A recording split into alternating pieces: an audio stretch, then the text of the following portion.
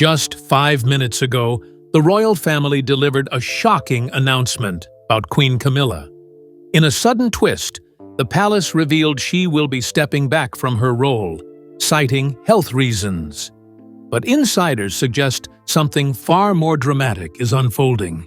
Has Camilla's reign quietly ended before our eyes? The announcement that stopped the palace. Early this morning, the royal press secretary stepped before cameras with an urgent and unexpected message. It wasn't the usual polished update about schedules or ceremonial duties. Instead, the nation froze as the statement confirmed Queen Camilla would be significantly reducing her public role. The explanation given was short, for health reasons. But the words carried a weight far heavier than routine. Insiders whispered that the tone of the announcement felt almost funereal. One veteran journalist described the atmosphere outside Buckingham Palace as cold and uneasy, as though something final had just been decided. For weeks, rumors had swirled about Camilla's condition, but this sudden step back sent shockwaves through both the monarchy and the public. What unsettled people most was the lack of detail. Normally, the palace reassures with clarity. This time, nothing. No timeline, no specifics, only silence. That silence left the public asking the question no one dared say out loud.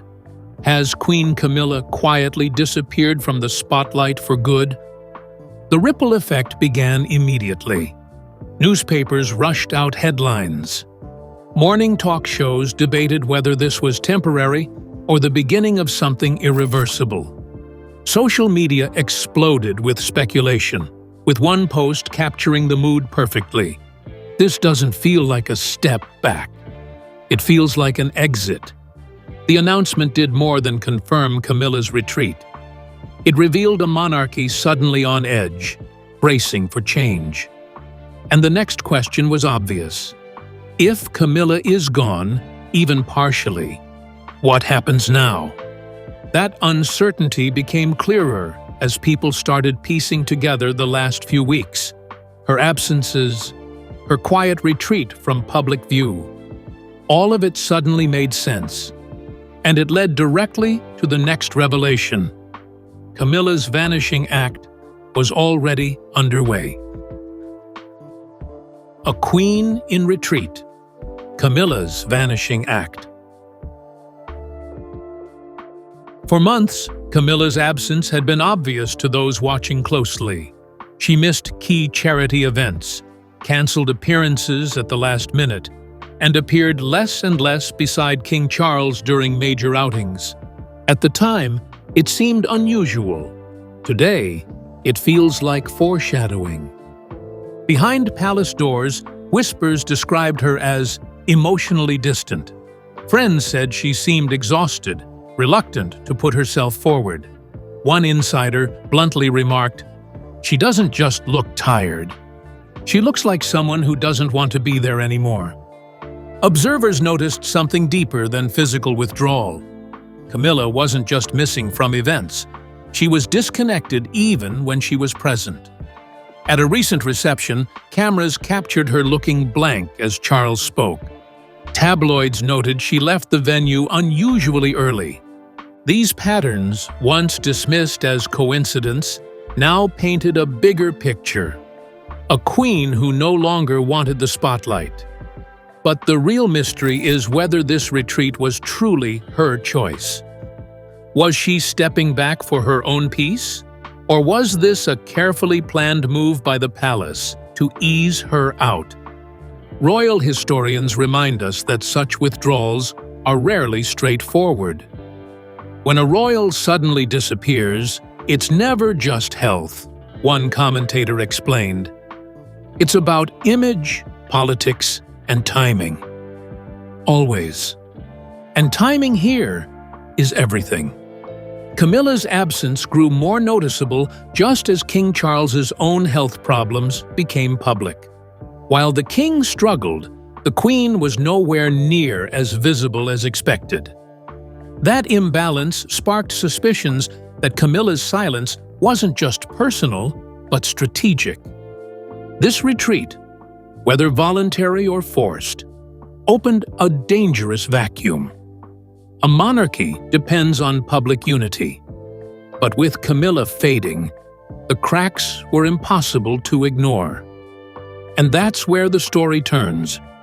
Because behind the official health excuse, questions are mounting. Is this really about exhaustion? Or is it the first step in removing Camilla from power altogether? Health crisis or palace politics? The palace insists that Queen Camilla's retreat is due to health-related exhaustion, but the explanation has left insiders unconvinced. Yes, she has seemed tired and withdrawn, but the vagueness of the announcement feels calculated. As one royal watcher noted, if it was just exhaustion, they would have given a timeline for her recovery. They didn't. That tells you everything. Behind the polished facade, whispers of palace politics grow louder. For months, tension has been building. King Charles's health has been in decline, his public appearances fewer, and his dependence on aides more visible. That alone puts pressure on the monarchy. But when the king looks frail and the queen consort is absent, the image of the crown begins to crumble. That image matters more than anything, and the palace knows it. Camilla's struggle has also been emotional. Sources say she felt increasingly overshadowed by the growing prominence of William and Catherine. With the launch of the Diana Initiative, the public's love for the late princess roared back to life, casting Camilla into the shadows once again. She could never compete with Diana, one insider admitted. And now, even Catherine is taking the spotlight she once hoped to hold. It's not only about popularity, it's about survival. Some within the firm believe Camilla's continued presence at the forefront risks damaging the monarchy at its most fragile moment. As one commentator bluntly put it, Charles is weak and the Queen is unpopular. Together, they make the monarchy look vulnerable. Something had to change. So, is Camilla truly stepping back because of exhaustion? Or is she being quietly sidelined to allow a smoother transition to the next generation? The signs point to the latter. Advisors have begun rerouting key decisions to Kensington Palace, where William and Catherine now drive the monarchy's image. Their rising trust and visibility provide exactly what Camilla cannot: stability and admiration. What makes this shift even more striking is the way the palace is handling it. By framing Camilla's retreat as health-related, they avoid scandal while achieving their real aim: a power shift without open confrontation. Her role shrinks, the focus moves to William and Catherine, and the monarchy protects its image. The truth is, Camilla may not have been pushed forcefully out, but she has been carefully phased down. The crown is preparing for its future, and in that future, her presence is minimal. Whether it was exhaustion, politics, or both, the result is the same. Camilla is fading from view, and others are stepping forward. And the figure stepping forward most powerfully is not Charles. It is Diana, whose memory has just re-entered the royal story with unstoppable force. The ghost of Diana returns.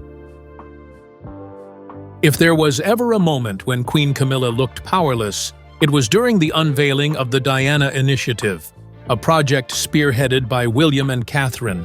Designed to honor Diana's legacy of compassion and service, the initiative captured global headlines. Social media erupted with tributes, documentaries replayed her most iconic moments, and newspaper columns hailed her as the eternal people's princess.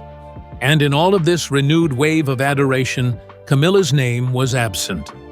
She did not appear at the events. She was not mentioned in the coverage. To many, it was a symbolic dethroning. One commentator wrote, "Diana is the queen who never wore the crown. In moments like this, it feels like she still reigns." For Camilla, this was a devastating contrast. She had fought for decades to be accepted as Charles's partner and finally crowned as his queen.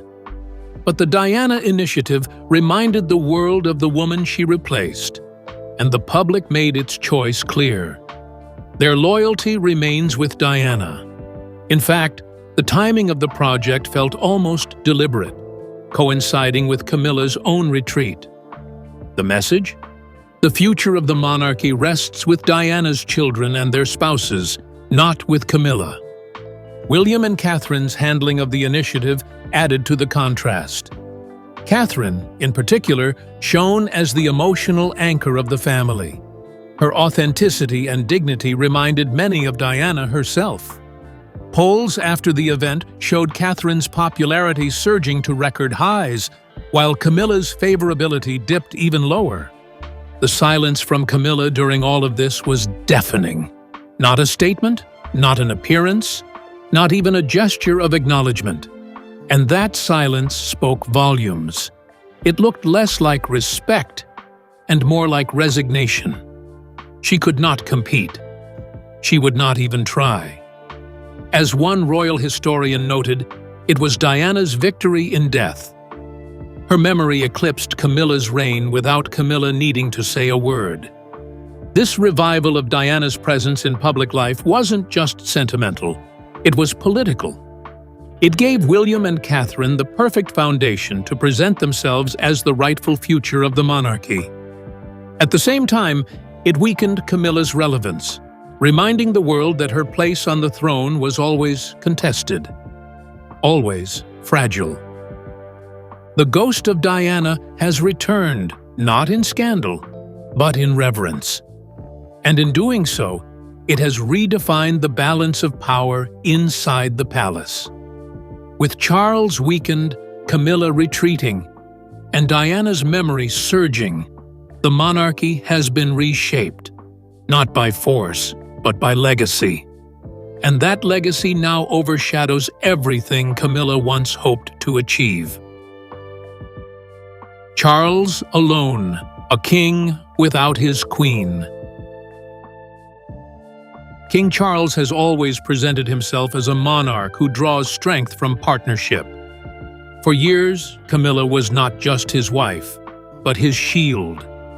The person who steadied him through scandal and softened his public image. But now, with her sudden withdrawal, the king has been left to face the most fragile stage of his reign alone. Recent images have painted a grim portrait. The king walking with a cane, moving slowly with the assistance of aides, his shoulders hunched and face lined with exhaustion. Sources close to the palace whisper that his health has been deteriorating far quicker than expected. One senior insider admitted, "Charles has looked frailer than ever." Without Camilla by his side, that vulnerability is impossible to hide. The monarchy thrives on symbols, the image of strength, the illusion of stability. But now, those symbols are broken. A king weakened by illness, a queen retreating into silence, and the world watching every stumble. The weight on Charles is immense. He is not just battling illness, he is battling loneliness. Observers note how isolated he has become at engagements. Where Camilla once offered a steady arm and quiet encouragement, now there is only an aide, a staff member, or sometimes nobody at all. The contrast is brutal. One commentator noted, "When Diana stood by him, the public adored her. When Camilla stood by him, the monarchy survived. But now, with no one, Charles looks lost." This absence has consequences beyond emotion. Without Camilla, Charles's ability to appear as a united monarch has weakened. He is visibly shaken, both physically and symbolically. And in a family where appearances carry as much weight as reality, that loss is devastating. The monarchy's strength relies on the impression of continuity and unity, but Charles looks increasingly like a solitary figure, struggling to carry the crown's weight. The timing could not be worse. With the Diana Initiative reviving memories of a beloved queen who never reigned, and with Catherine rising in public trust, Charles's isolation is not just personal sorrow, it is political damage. He cannot project stability alone, and the absence of Camilla leaves him exposed. As one palace watcher put it bluntly, for the first time, Charles looks like a king without his queen. And for a monarchy built on partnerships, that is a dangerous image. But while Charles fades into frailty, others are already preparing to step forward. And that brings us to the reality behind closed doors.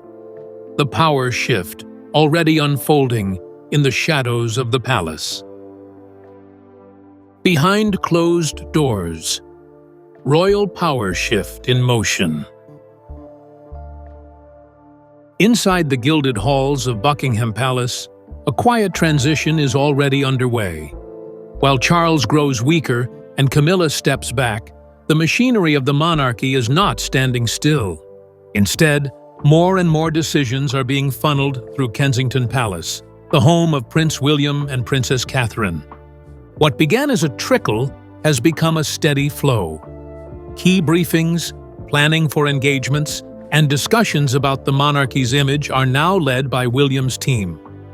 Courtiers who once served Charles are said to be repositioning themselves, quietly shifting their loyalty toward the Prince and Princess of Wales. One former aide revealed, "Everyone in the palace knows where the future lies." And right now, the future isn't Charles or Camilla. It's William and Catherine. This shift is not accidental.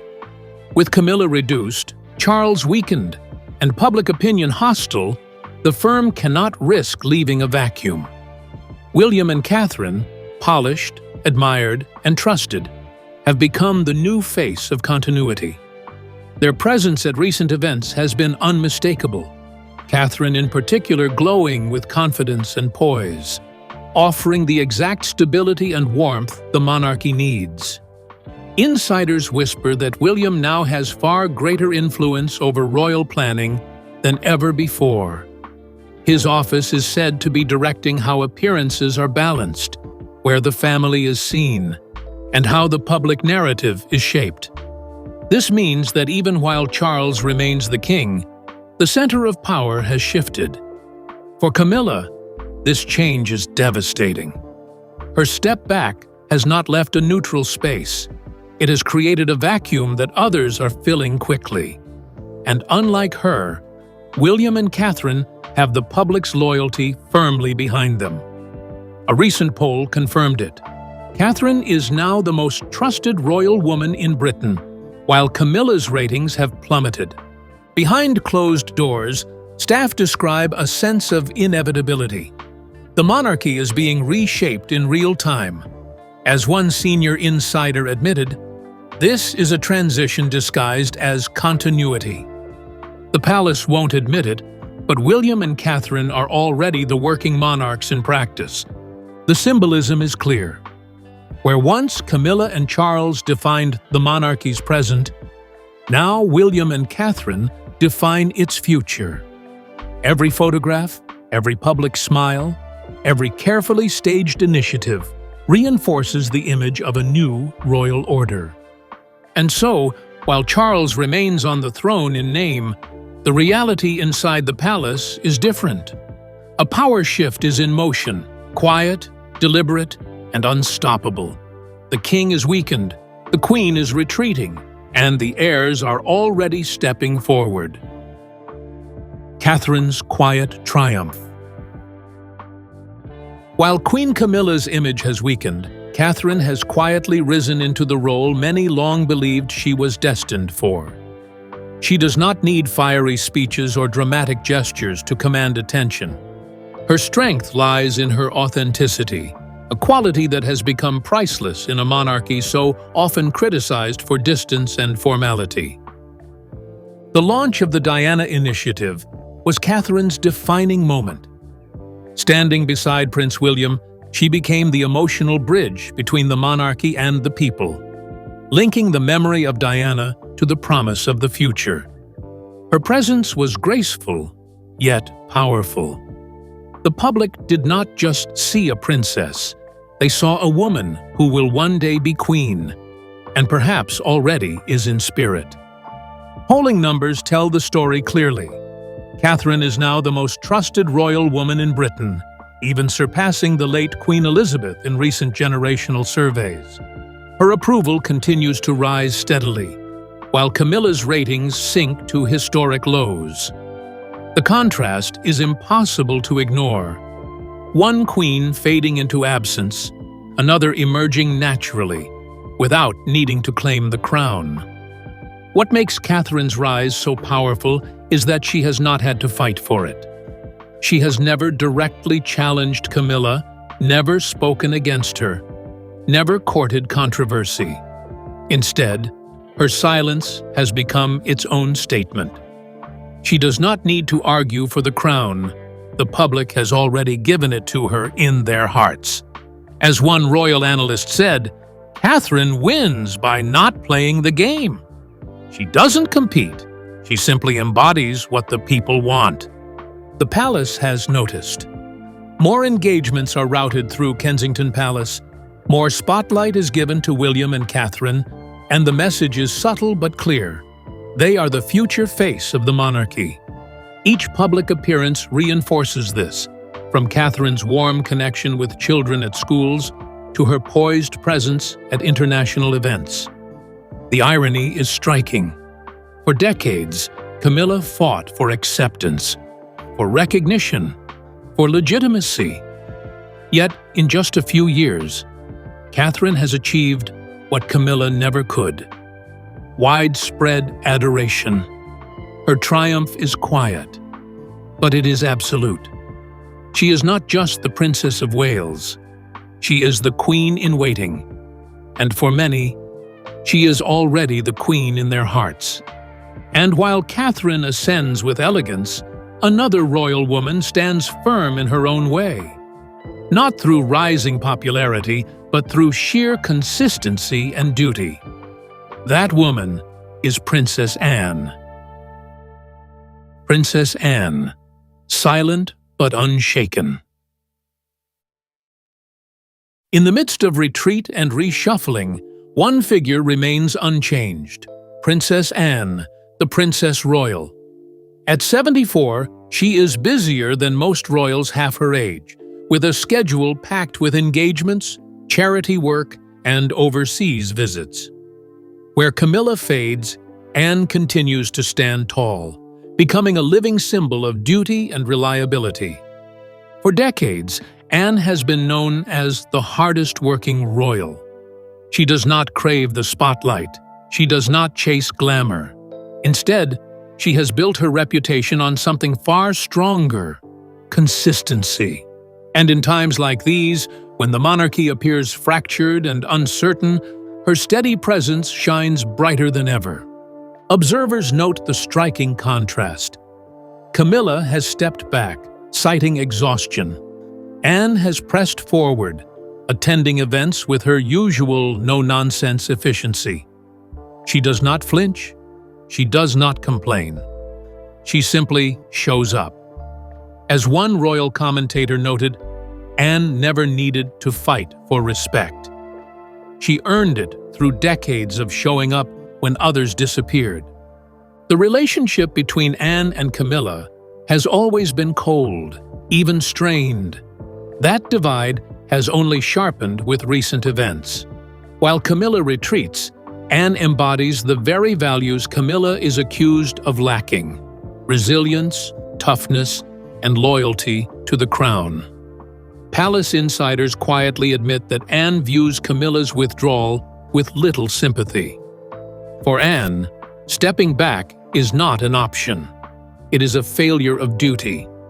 Public opinion reflects this divide.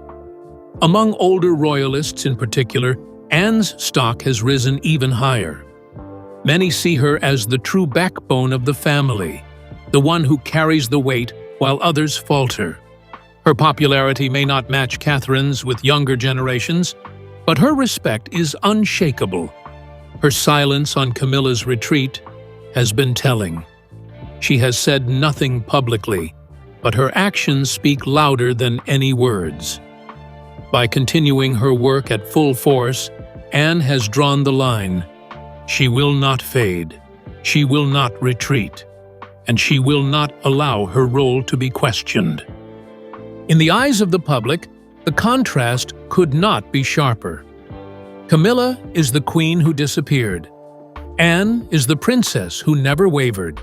And together with Catherine's rise, Anne's resilience delivers a clear message. The monarchy may be changing, but the women who truly define it are not the ones retreating. The whispered relegation. Is Camilla being quietly removed? Inside the palace, the whispers have grown louder. Camilla's reduced role, framed as health-related exhaustion, is increasingly seen not as personal choice, but as a strategic retreat. Senior aides, speaking privately, suggest the firm is preparing for a monarchy where Camilla plays little or no public part. As one court insider admitted, this isn't rest. It's removal, slowly, silently, without scandal. The blueprint is subtle. Her schedule has been thinned to limited engagements. References to her role in official communications have become shorter. Decisions once routed through Clarence House are bypassed entirely. The palace has not stripped her title, but her visibility is shrinking by the week. The reason is simple. Camilla is increasingly viewed as a liability. With Charles's health fragile, William and Catherine rising, and Diana's legacy revived, Camilla's presence only complicates the narrative. The monarchy wants to present unity and future strength, one commentator noted. Camilla does not fit that picture anymore. Unlike past royal crises, this will not end in exile or scandal. Instead, Camilla will be written out quietly, her role reduced until she is simply a background figure. The public may not notice the moment it happens, but history will. Her reign will not end with noise, it will end with silence. And that silence leads directly to the final question. What happens to the monarchy once Camilla is no longer truly part of it? The future without Camilla. Camilla's step back has left one unavoidable question. Does she have any future in the monarchy? Officially, she remains queen consort. But in reality, her role is already shrinking to invisibility. She's queen in name only now, one royal historian observed. Her presence no longer defines the crown. Others do. The monarchy has already shifted. The public face belongs to William and Catherine, who command trust, sympathy, and continuity. Princess Anne carries the mantle of duty, embodying reliability in an unstable time. Charles, frail and increasingly isolated, may still wear the crown, but the weight of the monarchy is being carried by those around him, and none of them are Camilla. This retreat leaves her legacy precarious. Will she be remembered as the woman who stood by Charles when he became king, or as the queen who faded when the role demanded strength? The comparison with Diana and Catherine will haunt her image forever. Diana's memory shines brighter than ever, and Catherine's star continues to rise. The monarchy moves forward, but Camilla's place within it is already slipping into shadow. In the history books, she may not be seen as a central figure, but as a reminder that crowns do not guarantee permanence. For Camilla, the reign she fought decades to secure may be ending not in scandal, but in quiet disappearance. Queen Camilla's future now hangs in silence, her role reduced as whispers of removal grow louder. The monarchy moves forward with William, Catherine, and Anne at the helm. But Camilla's absence leaves one haunting question. Will history remember her as a true queen, or the queen who vanished?